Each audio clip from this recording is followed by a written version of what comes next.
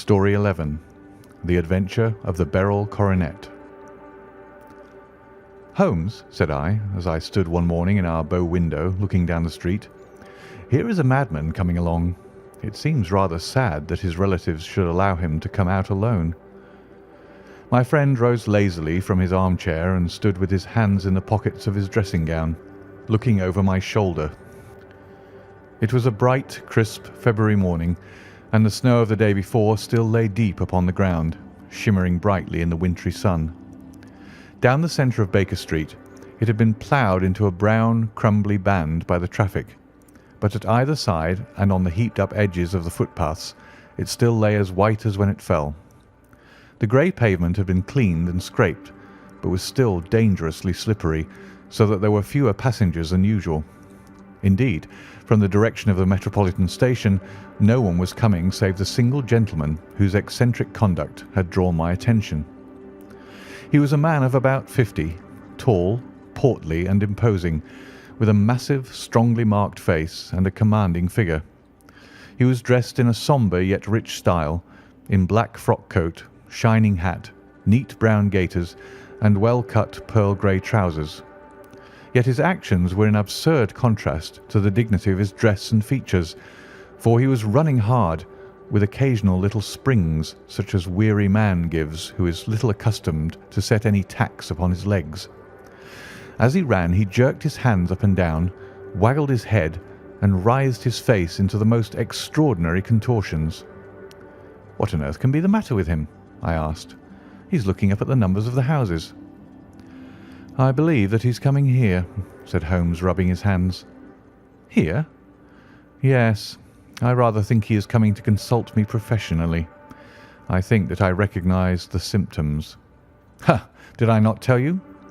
As he spoke, the man, puffing and blowing, rushed at our door and pulled at our bell until the whole house resounded with the clanging. A few moments later he was in our room, still puffing, still gesticulating, but with so fixed a look of grief and despair in his eyes that our smiles were turned in an instant to horror and pity. For a while he could not get his words out, but swayed his body and plucked at his hair like one who has been driven to the extreme limits of his reason.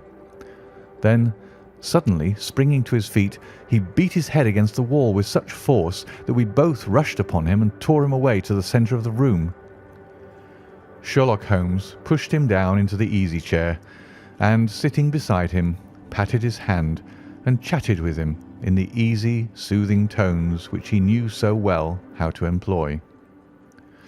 "You have come to me to tell your story, have you not?" said he. "You are fatigued with your haste. Pray wait until you have recovered yourself, and then I shall be most happy to look into any little problem which you may submit to me." The man sat for a minute or more with a heaving chest, fighting against his emotion. Then he passed his handkerchief over his brow, set his lips tight, and turned his face towards us.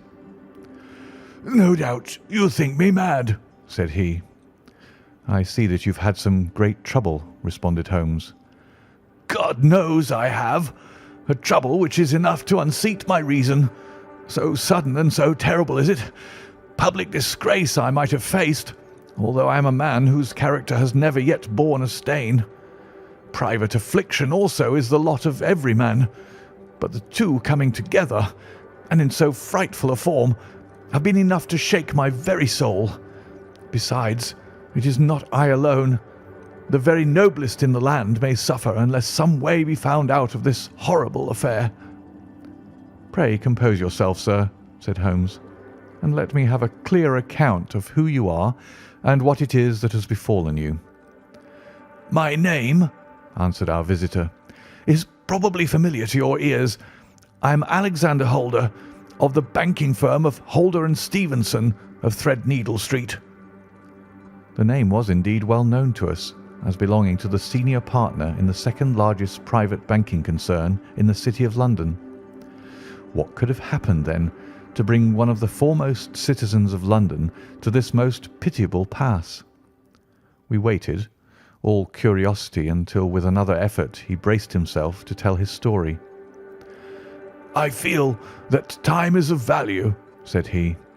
That is why I hastened here when the police inspector suggested that I should secure your cooperation. I came to Baker Street by the Underground and hurried from there on foot, for the cabs go slowly through the snow.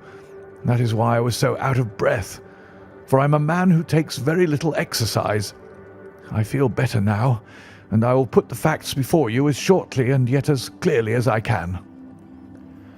It is, of course, well known to you that in a successful banking business as much depends upon our being able to find remunerative investments for our funds as upon our increasing our connection and the number of our depositors. One of our most lucrative means of laying out money is in the shape of loans, where the security is unimpeachable.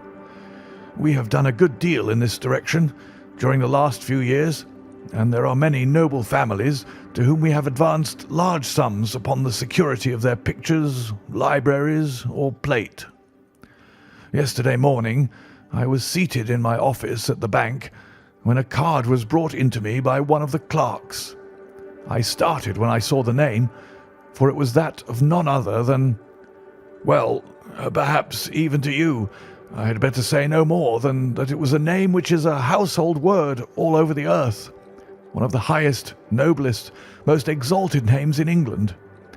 I was overwhelmed by the honour and attempted, when he entered, to say so, but he plunged at once into business with the air of a man who wishes to hurry quickly through a disagreeable task. "Mr. Holder," said he, "I have been informed that you are in the habit of advancing money."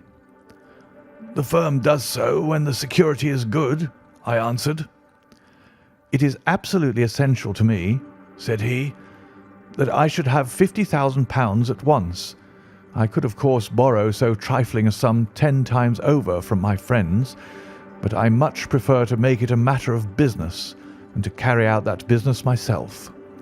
In my position you can readily understand that it is unwise to place oneself under obligations."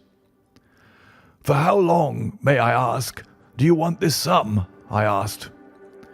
"Next Monday I have a large sum due to me, and I shall then most certainly repay what you advance, with whatever interest you think it right to charge. But it is very essential to me that the money should be paid at once." "I shall be happy to advance it without further parley from my own private purse," said I, "were it not that the strain would be rather more than it could bear.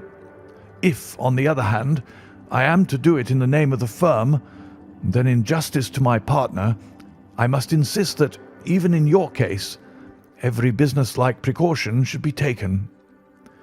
"I should prefer to have it so," said he, raising up a square black morocco case which he had laid beside his chair. "You have doubtless heard of the beryl coronet." "One of the most precious public possessions of the empire," said I. "Precisely." He opened the case, and there, embedded in soft flesh-coloured velvet, lay the magnificent piece of jewellery which he had named. "There are 39 enormous beryls," said he, "and the price of the gold chasing is incalculable.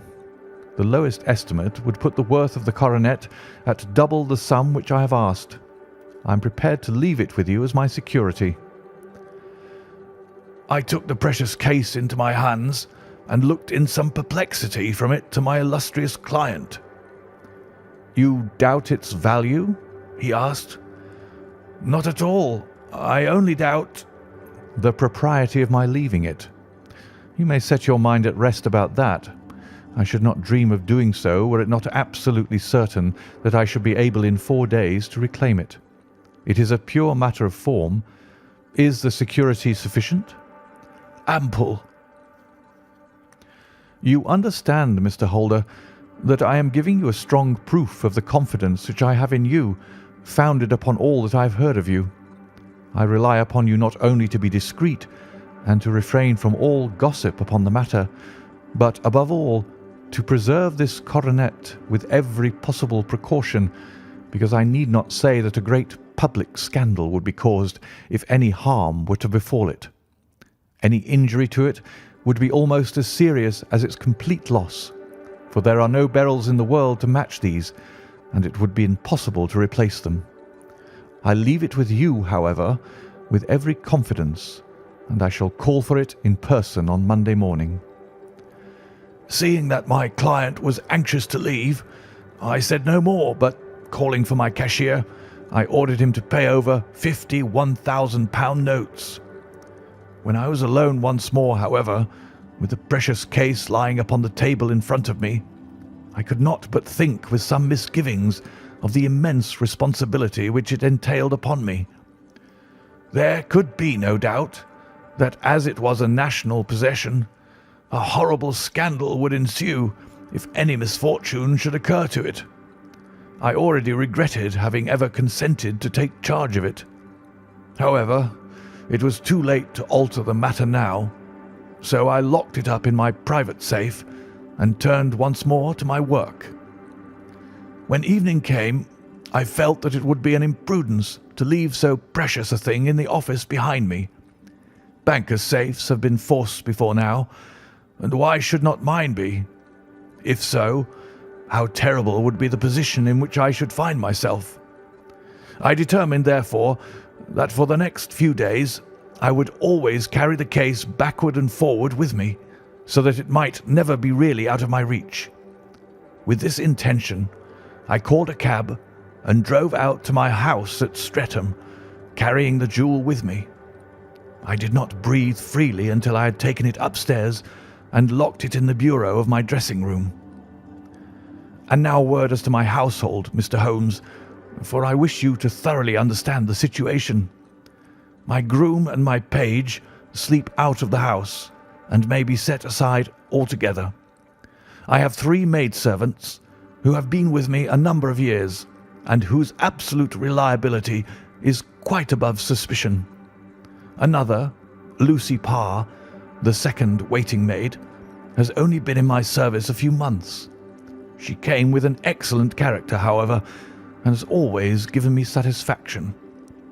She is a very pretty girl and has attracted admirers who have occasionally hung about the place. That is the only drawback which we have found to her, but we believe her to be a thoroughly good girl in every way. So much for the servants. My family itself is so small that it will not take me long to describe it. I am a widower and have an only son, Arthur. He has been a disappointment to me, Mr. Holmes, a grievous disappointment. I have no doubt that I am myself to blame. People tell me that I have spoiled him. Very likely I have. When my dear wife died, I felt that he was all I had to love. I could not bear to see the smile fade, even for a moment, from his face. I have never denied him a wish. Perhaps it would have been better for both of us had I been sterner, but I meant it for the best. It was naturally my intention that he should succeed me in my business, but he was not of a business turn. He was wild, wayward, and to speak the truth, I could not trust him in the handling of large sums of money. When he was young, he became a member of an aristocratic club, and there, having charmed manners, he was soon the intimate of a number of men with long purses and expensive habits. He learned to play heavily at cards and to squander money on the turf, until he had again and again to come to me and implore me to give him an advance upon his allowance, that he might settle his debts of honour. He tried more than once to break away from the dangerous company which he was keeping, but each time the influence of his friend, Sir George Burnwell, was enough to draw him back again. And indeed, I could not wonder that such a man as Sir George Burnwell should gain an influence over him, for he has frequently brought him to my house, and I have found myself that I could hardly resist the fascination of his manner. He is older than Arthur, a man of the world to his fingertips, one who had been everywhere, seen everything, a brilliant talker, and a man of great personal beauty. Yet when I think of him in cold blood, far away from the glamour of his presence, I am convinced from his cynical speech and the look which I have caught in his eyes that he is one who should be deeply distrusted, So I think, and so too thinks my little Mary, who has a woman's quick insight into character. And now there is only she to be described. She is my niece, but when my brother died 5 years ago and left her alone in the world, I adopted her and have looked upon her ever since as my daughter. She is a sunbeam in my house, sweet, loving, beautiful, a wonderful manager and housekeeper, yet as tender and quiet and gentle as a woman could be. She is my right hand. I do not know what I could do without her. In only one matter has she ever gone against my wishes. Twice my boy has asked her to marry him, for he loves her devotedly, but each time she has refused him. I think that if anyone could have drawn him into the right path, it would have been she, and that his marriage might have changed his whole life. But now, alas, it is too late, forever too late. Now, Mr. Holmes, you know the people who live under my roof, and I shall continue with my miserable story. When we were taking coffee in the drawing-room that night after dinner, I told Arthur and Mary my experience, and of the precious treasure which we had under our roof, suppressing only the name of my client. Lucy Parr, who had brought in the coffee, had, I am sure, left the room, but I cannot swear that the door was closed. Mary and Arthur were much interested and wished to see the famous coronet, but I thought it better not to disturb it. "Where have you put it?" asked Arthur. In my own bureau. "Well, I hope to goodness the house won't be burgled during the night," said he. It is locked up, I answered. "Oh, any old key will fit that bureau. When I was a youngster, I have opened it myself with the key of the box-room cupboard." He often had a wild way of talking, so that I thought little of what he said. He followed me to my room, however, that night, with a very grave face. "Look here, Dad," said he, with his eyes cast down. "Can you let me have £200? "No, I cannot," I answered sharply. "I have been far too generous with you in money matters." "You have been very kind," said he. "but I must have this money, or else I can never show my face inside the club again." "And a very good thing, too," I cried. "Yes, but you would not have me leave it a dishonoured man," said he. "I could not bear the disgrace. I must raise the money in some way, and if you will not let me have it, then I must try other means." I was very angry, for this was the third demand during the month. "You shall not have a farthing from me," I cried, on which he bowed and left the room without another word. When he was gone, I unlocked my bureau, made sure that my treasure was safe, and locked it again. Then I started to go round the house to see that all was secure, a duty which I usually leave to Mary, but which I thought it well to perform myself that night. As I came down the stairs, I saw Mary herself at the side window of the hall, which she closed and fastened as I approached. "Tell me, Dad," said she, looking, I thought, a little disturbed. "Did you give Lucy, the maid, leave to go out tonight?" "Certainly not." "She came in just now by the back door. I have no doubt that she has only been to the side gate to see someone, but I think that it is hardly safe and should be stopped." "You must speak to her in the morning, or I will if you prefer it. Are you sure that everything is fastened?" "Quite sure, Dad." "Then good night." I kissed her and went up to my bedroom again, where I was soon asleep. I am endeavouring to tell you everything, Mr. Holmes, which may have any bearing upon the case, but I beg that you will question me upon any point which I do not make clear. "On the contrary, your statement is singularly lucid." I come to a part of my story now in which I should wish to be particularly so. I am not a very heavy sleeper, and the anxiety in my mind tended, no doubt, to make me even less so than usual. About 2 in the morning, then, I was awakened by some sound in the house. It had ceased ere I was wide awake, but it had left an impression behind it as though a window had gently closed somewhere. I lay listening with all my ears. Suddenly, to my horror, there was a distinct sound of footsteps moving softly in the next room. I slipped out of bed, all palpitating with fear, and peeped round the corner of my dressing-room door. "Arthur!" I screamed. "You villain! You thief! How dare you touch that coronet?" The gas was half up as I had left it, and my unhappy boy, dressed only in his shirt and trousers, was standing beside the light, holding the coronet in his hands. He appeared to be wrenching at it or bending it with all his strength. At my cry he dropped it from his grasp and turned as pale as death. I snatched it up and examined it. One of the gold corners, with 3 of the beryls in it, was missing. "You blackguard!" I shouted, beside myself with rage. "You have destroyed it! You have dishonoured me forever! Where are the jewels which you have stolen?" "Stolen?" he cried. "Yes, thief!" I roared, shaking him by the shoulder. "There are none missing.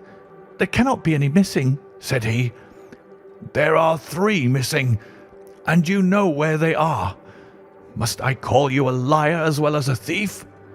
Did I not see you trying to tear off another piece?" "You have called me names enough," said he. "I will not stand it any longer.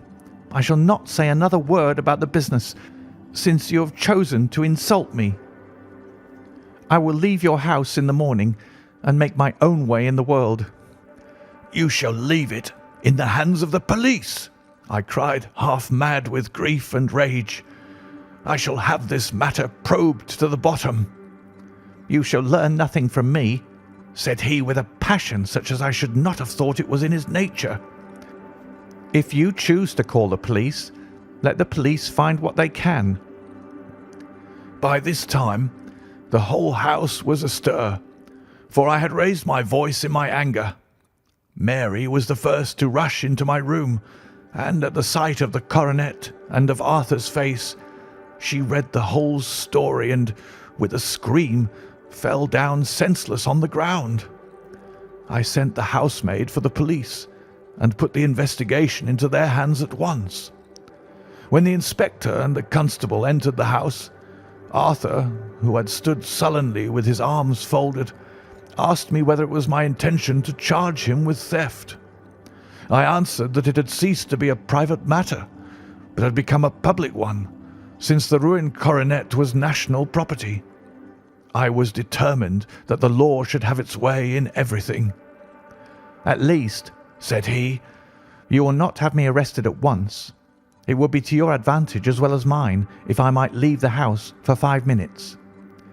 "That you might get away, or perhaps that you may conceal what you have stolen?" said I, and then, realizing the dreadful position in which I was placed, I implored him to remember that not only my honour, but that of one who was far greater than I was at stake, and that he threatened to raise a scandal which would convulse the nation. He might avert it all if he would but tell me what he had done with the 3 missing stones. "You may as well face the matter," said I. "You have been caught in the act, and no confession could make your guilt more heinous. If you but make such reparation as is in your power, by telling us where the beryls are, all shall be forgiven and forgotten." "Keep your forgiveness for those who ask for it," he answered, turning away from me with a sneer. I saw that he was too hardened for any words of mine to influence him. There was but one way for it. I called in the inspector and gave him into custody.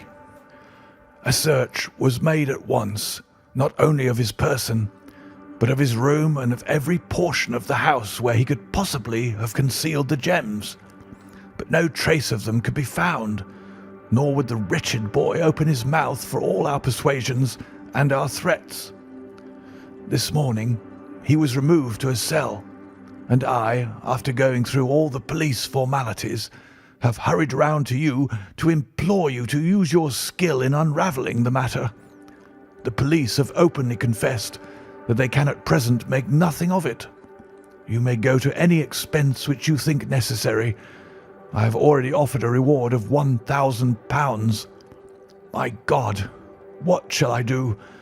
I have lost my honour, my gems, and my son in one night. Oh, what shall I do?" He put a hand on either side of his head and rocked himself to and fro, droning to himself like a child whose grief has got beyond words. Sherlock Holmes sat silent for some few minutes, with his brows knitted and his eyes fixed upon the fire. "Do you receive much company?" he asked. "None, save my partner with his family and an occasional friend of Arthur's. Sir George Burnwell has been several times lately. No one else, I think." "Do you go out much in society?" "Arthur does. Mary and I stay at home. We neither of us care for it." "That is unusual in a young girl." "She is of a quiet nature. Besides, she is not so very young. She is 24. "This matter, from what you say, seems to have been a shock to her also." "Terrible. She is even more affected than I." "You have neither of you any doubt as to your son's guilt?"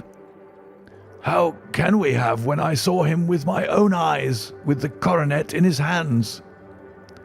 "I hardly consider that a conclusive proof. Was the remainder of the coronet at all injured?" "Yes, it was twisted." "Do you not think, then, that he might have been trying to straighten it?"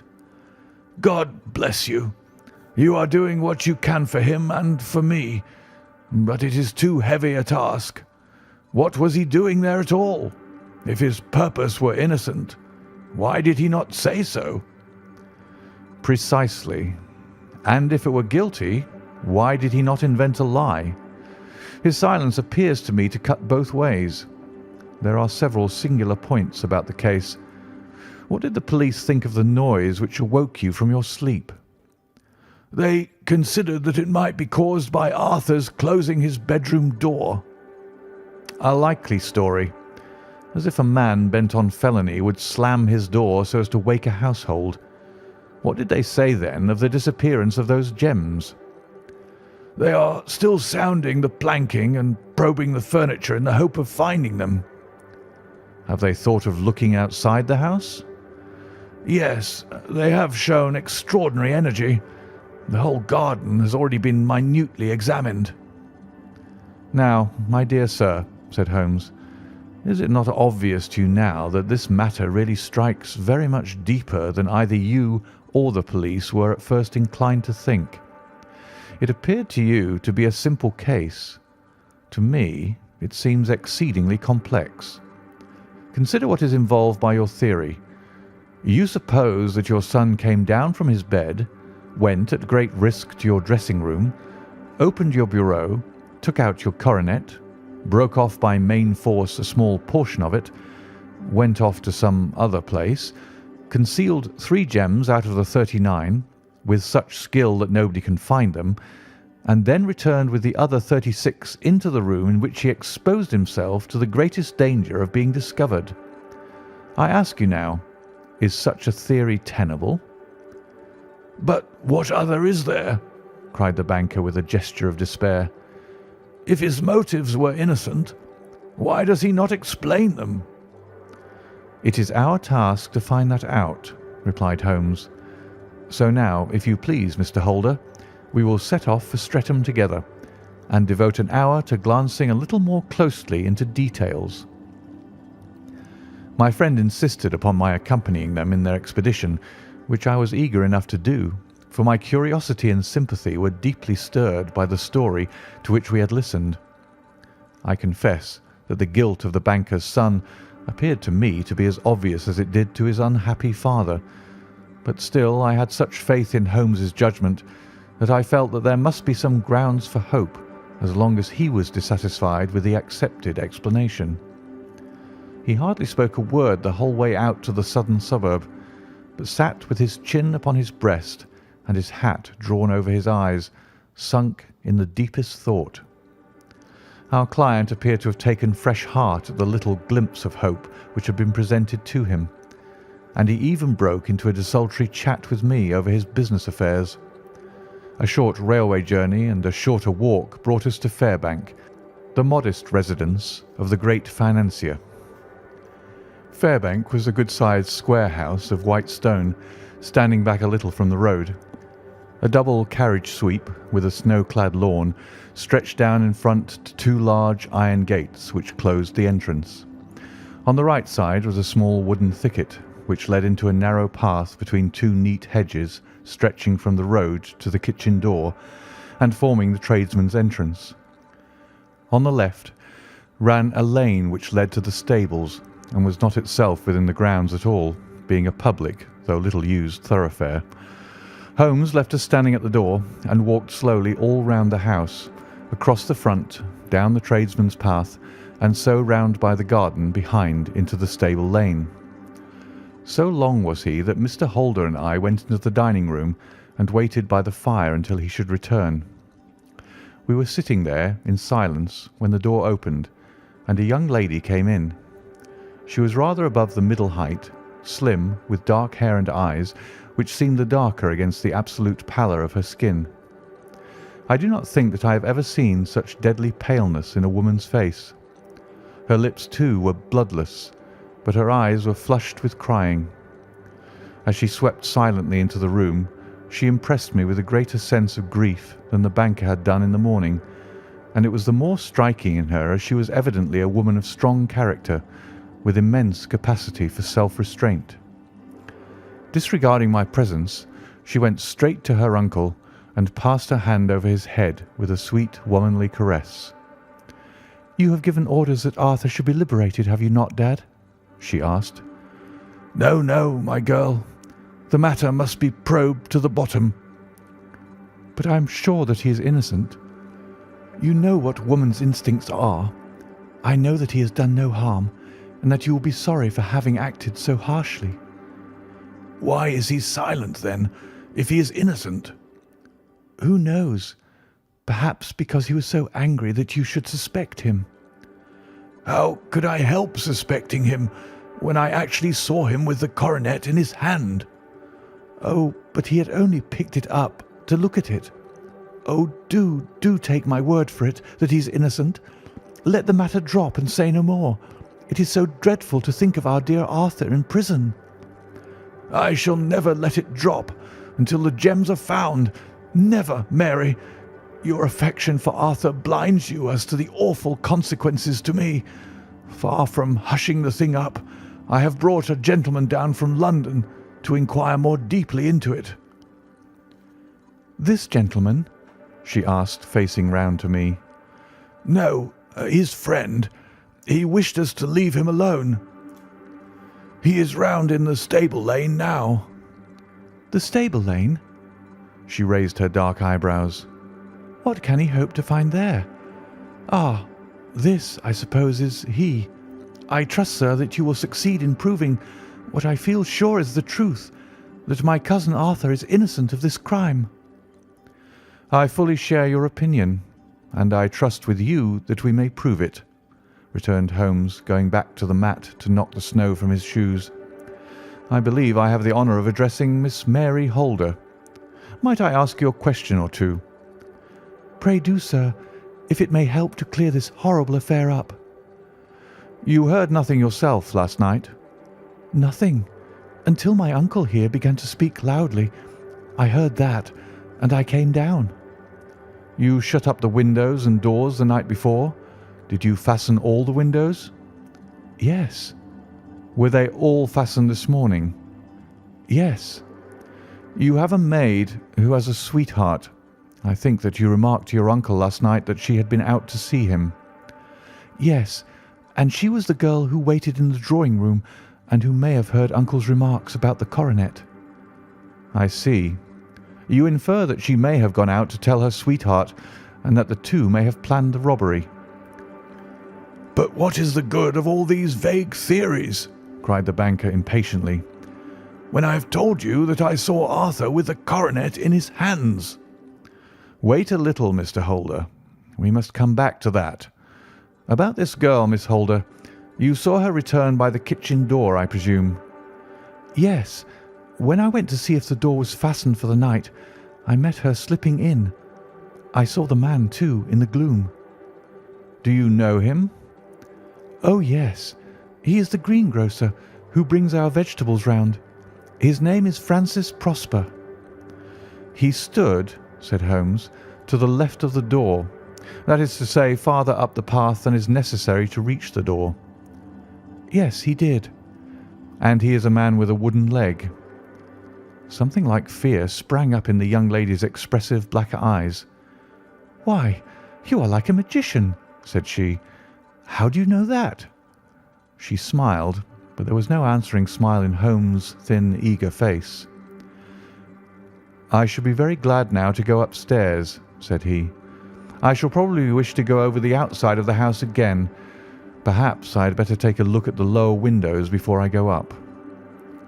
He walked swiftly round from one to the other, pausing only at the large one which looked from the hall onto the stable lane. This he opened and made a very careful examination of the sill with his powerful magnifying lens.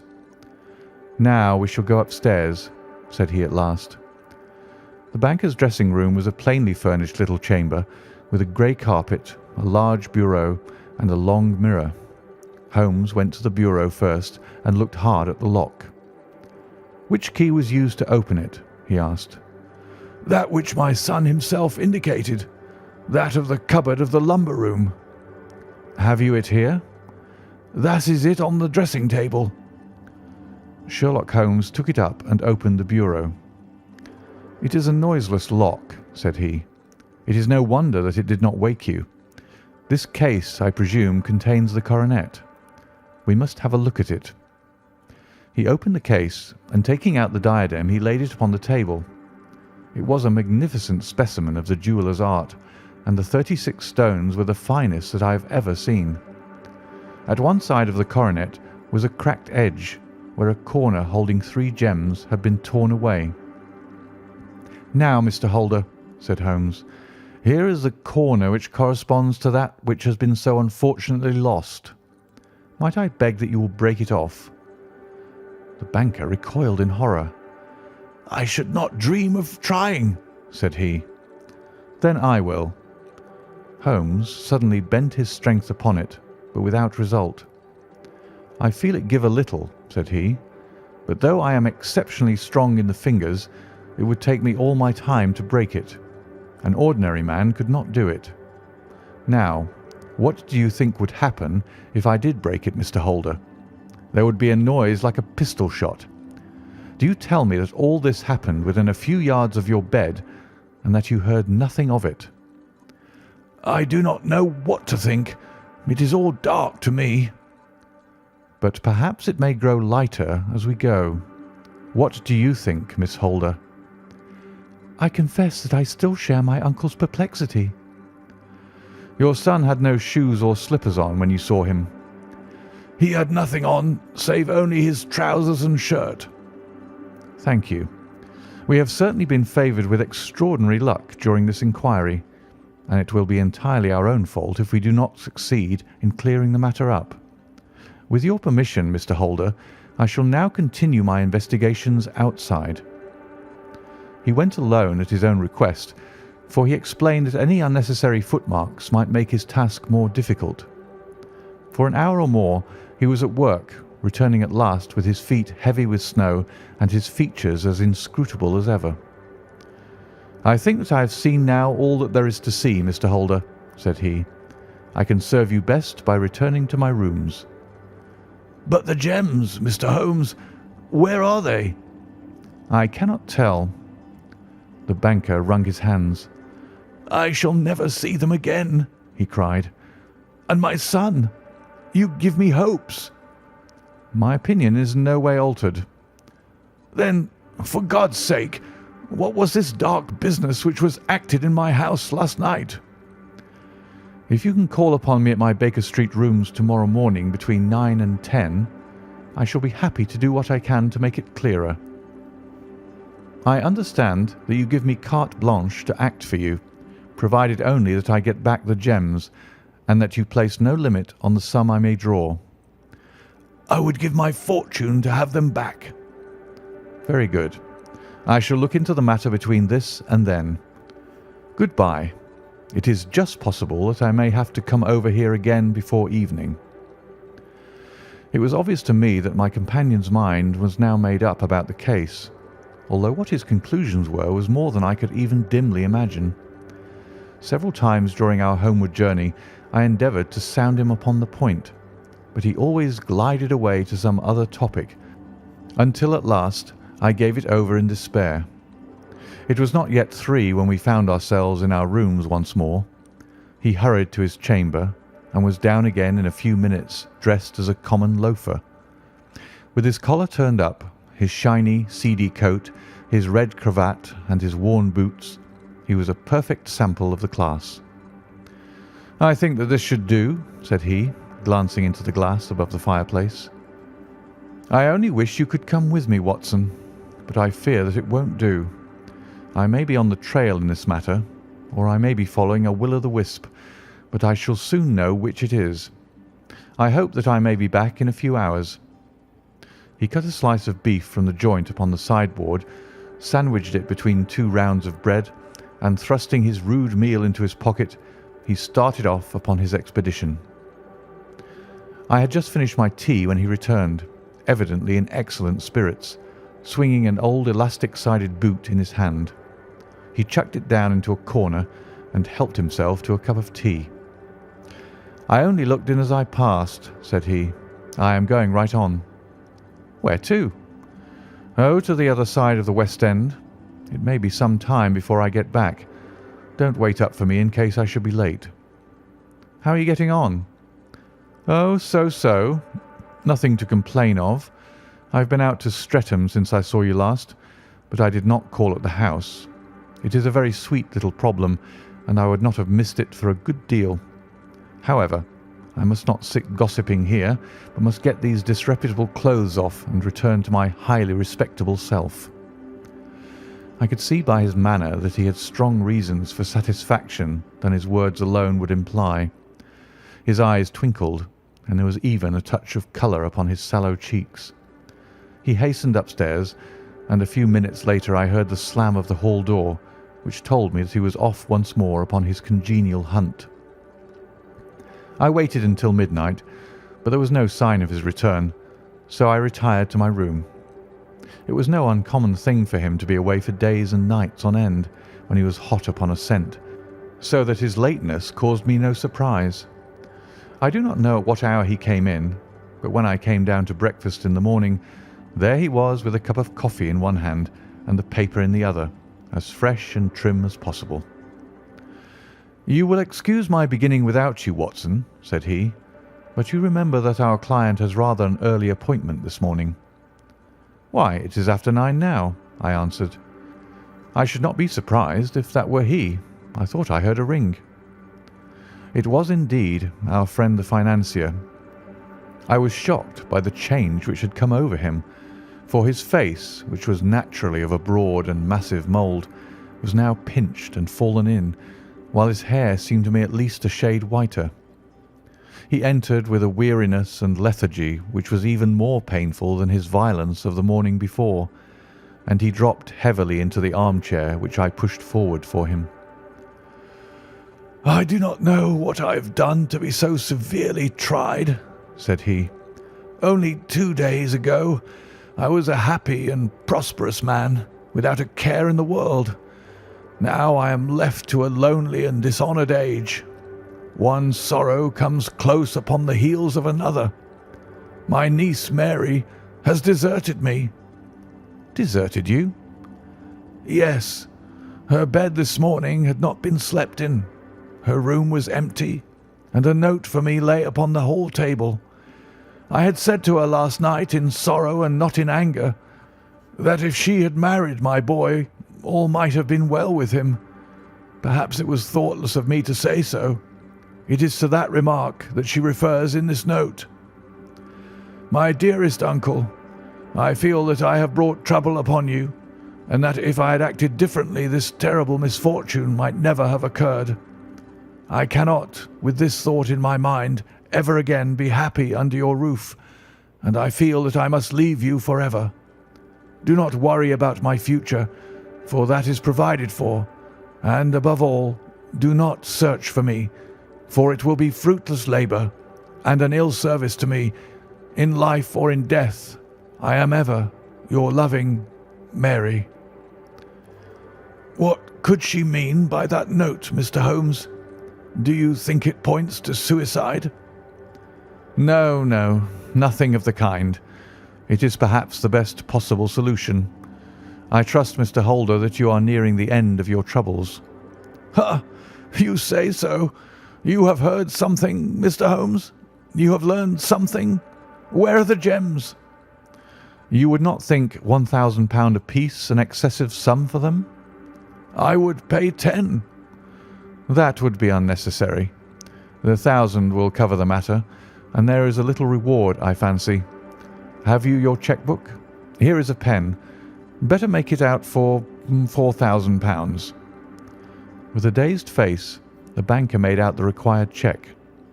Holmes walked over to his desk, took out a little triangular piece of gold with 3 gems in it, and threw it down upon the table. With a shriek of joy, our client clutched it up.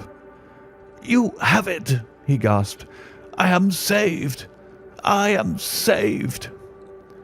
The reaction of joy was as passionate as his grief had been, and he hugged his recovered gems to his bosom. "There is one other thing you owe, Mr. Holder," said Sherlock Holmes rather sternly. "Oh?" He caught up a pen. "Name the sum, and I will pay it." "No, the debt is not to me. You owe a very humble apology to that noble lad, your son, who has carried himself in this matter as I should be proud to see my own son do, should I ever chance to have one." "Then it was not Arthur who took them?" "I told you yesterday, and I repeat today, that it was not." "You are sure of it? Then let us hurry to him at once, to let him know that the truth is known." "He knows it already. When I had cleared it all up, I had an interview with him, and finding that he would not tell me the story, I told it to him, on which he had to confess that I was right, and to add the very few details which were not yet quite clear to me. Your news of this morning, however, may open his lips." "For heaven's sake, tell me then, what is this extraordinary mystery?" "I will do so, and I will show you the steps by which I reached it. And let me say to you first, that which it is hardest for me to say and for you to hear. There has been an understanding between Sir George Burnwell and your niece Mary. They have now fled together." "My Mary? Impossible!" "It is unfortunately more than possible. It is certain. Neither you nor your son knew the true character of this man when you admitted him into your family circle. He is one of the most dangerous men in England, a ruined gambler, an absolutely desperate villain, a man without heart or conscience. Your niece knew nothing of such men. When he breathed his vows to her, as he had done to 100 before her, she flattered herself that she alone had touched his heart. The devil knows best what he said, but at least she became his tool, and was in the habit of seeing him nearly every evening." "I cannot, and I will not believe it," cried the banker with an ashen face. "I will tell you then what occurred in your house last night. Your niece, when you had, as she thought, gone to your room, slipped down and talked to her lover through the window which leads into the stable lane. His footmarks had pressed right through the snow, so long had he stood there. She told him of the coronet. His wicked lust for gold kindled at the news, and he bent her to his will. I have no doubt that she loved you, but there are women in whom the love of a lover extinguishes all other loves, and I think that she must have been one. She had hardly listened to his instructions when she saw you coming downstairs, on which she closed the window rapidly and told you about one of the servants' escapade with her wooden-legged lover, which was all perfectly true. Your boy Arthur went to bed after his interview with you, but he slept badly on account of his uneasiness about his club debts. In the middle of the night he heard a soft tread pass his door, so he rose and, looking out, was surprised to see his cousin walking very stealthily along the passage until she disappeared into your dressing room. Petrified with astonishment, the lad slipped on some clothes and waited there in the dark to see what would come of this strange affair. Presently she emerged from the room again, and in the light of the passage lamp your son saw that she carried the precious coronet in her hands. She passed down the stairs, and he, thrilling with horror, ran along and slipped behind the curtain near your door, whence he could see what passed in the hall beneath. He saw her stealthily open the window, hand out the coronet to someone in the gloom, and then, closing it once more, hurry back to her room, passing quite close to where he stood hid behind the curtain. As long as she was on the scene, he could not take any action without a horrible exposure of the woman whom he loved. But the instant that she was gone, he realized how crushing a misfortune this would be for you, and how all-important it was to set it right. He rushed down, just as he was, in his bare feet, opened the window, sprang out into the snow, and ran down the lane, where he could see a dark figure in the moonlight. Sir George Burnwell tried to get away, but Arthur caught him, and there was a struggle between them, your lad tugging at one side of the coronet and his opponent at the other. In the scuffle, your son struck Sir George and cut him over the eye. Then something suddenly snapped, and your son, finding that he had the coronet in his hands, rushed back, closed the window, ascended to your room, and had just observed that the coronet had been twisted in the struggle and was endeavouring to straighten it when you appeared upon the scene. "Is it possible?" gasped the banker. You then roused his anger by calling him names at a moment when he felt that he had deserved your warmest thanks.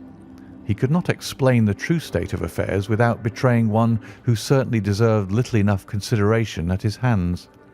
He took the more chivalrous view, however, and preserved her secret. "And that was why she shrieked and fainted when she saw the coronet," cried Mr. Holder. "Oh, my God, what a blind fool I have been! And his asking to be allowed to go out for 5 minutes. The dear fellow wanted to see if the missing piece were at the scene of the struggle. How cruelly I have misjudged him!" "When I arrived at the house," continued Holmes, "I at once went very carefully round it to observe if there were any traces in the snow which might help me. I knew that none had fallen since the evening before, and also that there had been a strong frost to preserve impressions. I passed along the tradesman's path, but found it all trampled down and indistinguishable. Just beyond it, however, at the far side of the kitchen door, a woman had stood and talked with a man, whose round impressions on one side showed that he had a wooden leg. I could even tell that they had been disturbed, for the woman had run back swiftly to the door, as was shown by the deep toe and light heel marks, while wooden leg had waited a little and then had gone away. I thought at the time that this might be the maid and her sweetheart, of whom you had already spoken to me, and inquiry showed it was so. I passed round the garden without seeing anything more than random tracks, which I took to be the police. But when I got into the stable lane, a very long and complex story was written in the snow in front of me. There was a double line of tracks of a booted man, and a second double line, which I saw with delight, belonged to a man with naked feet. I was at once convinced from what you had told me that the latter was your son. The first had walked both ways, but the other had run swiftly, and as his tread was marked in places over the depression of the boot, it was obvious that he had passed after the other. I followed them up and found they led to the hall window, where Boots had worn all the snow away while waiting. Then I walked to the other end, which was 100 yards or more down the lane. I saw where Boots had faced round, where the snow was cut up as though there had been a struggle, and finally where a few drops of blood had fallen, to show me that I was not mistaken. Boots had then run down the lane, and another little smudge of blood showed that it was he who had been hurt. When he came to the high road at the other end, I found that the pavement had been cleared, so there was an end to that clue. On entering the house, however, I examined, as you remember, the the sill and framework of the hall window with my lens, and I could at once see that someone had passed out. I could distinguish the outline of an instep where the wet foot had been placed in coming in. I was then beginning to be able to form an opinion as to what had occurred. A man had waited outside the window. Someone had brought the gems. The deed had been overseen by your son. He had pursued the thief, had struggled with him. They had each tugged at the coronet, their united strength causing injuries which neither alone could have effected. He had returned with the prize, but had left a fragment in the grasp of his opponent. So far I was clear. The question now was, who was the man and who was it brought him the coronet? It is an old maxim of mine that when you have excluded the impossible, whatever remains, however improbable, must be the truth. Now I knew that it was not you who had brought it down, so there only remained your niece and the maids. But if it were the maids, why should your son allow himself to be accused in their place? There could be no possible reason. As he loved his cousin, however, there was an excellent explanation why he should retain her secret, the more so as the secret was a disgraceful one. When I remembered that you had seen her at that window and how she had fainted on seeing the coronet again, my conjecture became a certainty. And who could it be who was her confederate? A lover, evidently, for who else could outweigh the love and gratitude which she must feel to you? I knew that you went out little, and that your circle of friends was a very limited one, but among them was Sir George Burnwell. I had heard of him before as being a man of evil reputation among women. It must have been he who wore those boots and retained the missing gems. Even though he knew that Arthur had discovered him, he might still flatter himself that he was safe, for the lad could not say a word without compromising his own family. Well, your own good sense will suggest what measures I took next. I went in the shape of a loafer to Sir George's house, managed to pick up an acquaintance with his valet, learned that his master had cut his head the night before, and finally, at the expense of 6 shillings, made all sure by buying a pair of his cast-off shoes. With these, I journeyed down to Streatham and saw that they exactly fitted the tracks. "I saw an ill-dressed vagabond in the lane yesterday evening," said Mr. Holder. Precisely. It was I. I found that I had my man, so I came home and changed my clothes. It was a delicate part which I had to play then, for I saw that a prosecution must be avoided to avert scandal, and I knew that so astute a villain would see that our hands were tied in the matter. I went and saw him. At first, of course, he denied everything, but when I gave him every particular that had occurred, he tried to bluster and took down a life-preserver from the wall. I knew my man, however, and I clapped a pistol to his head before he could strike. Then he became a little more reasonable. I told him that we would give him a price for the stones he held, £1,000 apiece. That brought out the first signs of grief that he had shown. "Why, dash it all," said he, "I've let them go at 600 for the 3. I soon managed to get the address of the receiver who had them, on promising him that there would be no prosecution. Off I set to him, and after much chaffering, I got our stones at £1,000 apiece. Then I looked in upon your son, told him that all was right, and eventually got to my bed about 2 o'clock, after what I may recall a really hard day's work." "A day which has saved England from a great public scandal," said the banker, rising. "Sir, I cannot find words to thank you, but you shall not find me ungrateful for what you have done. Your skill has indeed exceeded all that I have heard of it, and now I must fly to my dear boy to apologize to him for the wrong which I have done him. As to what you tell me of poor Mary, it goes to my very heart. Not even your skill can inform me where she is now." "I think that we may safely say," returned Holmes, "that she is wherever Sir George Burnwell is. It is equally certain, too, that whatever her sins are, they will soon receive a more than sufficient punishment." End of The Adventure of the Beryl Coronet.